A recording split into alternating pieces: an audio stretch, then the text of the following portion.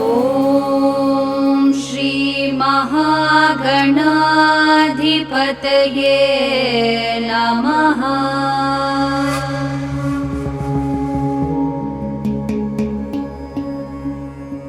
विकटोत्कटसुन्दरदन्तिमुखं भुजगेन्द्रसुसर्पगदाभरणं गजनीलगजेन्द्रगणाधिपतिं प्रणतोऽस्मि विनायकहस्तिमुखम्।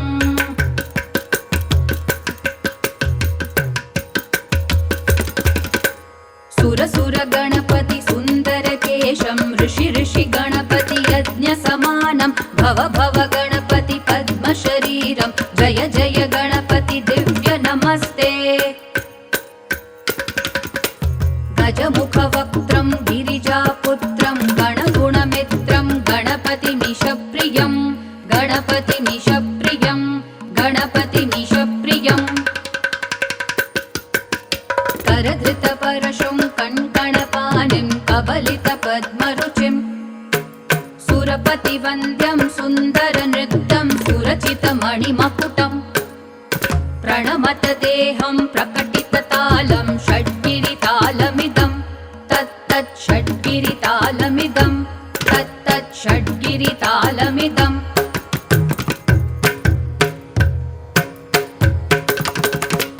लम्बोदरवरकुञ्जासुरकृतकुङ्कुमवर्णधरं श्वेतसशृङ्गं मोदकहस्तं प्रीतिसपनसफलम्।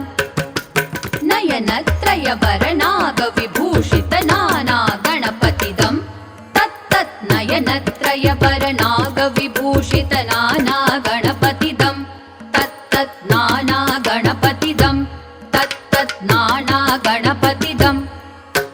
धवलित जलधर धवलित चन्द्रं फणिमणिकिरण विभूषित खड्गं तनु विषहर शूलकपालं हर हर शिव शिव गणपतिमभयं। कटतट विगलित मद जल जलधित गणपति वाद्यमिदं कटतट विगलित मद जल जलधित गणपति वाद्यमिदं तत्तत् गणपति वाद्यमिदं तत्तत् गणपति वाद्यमिदम्।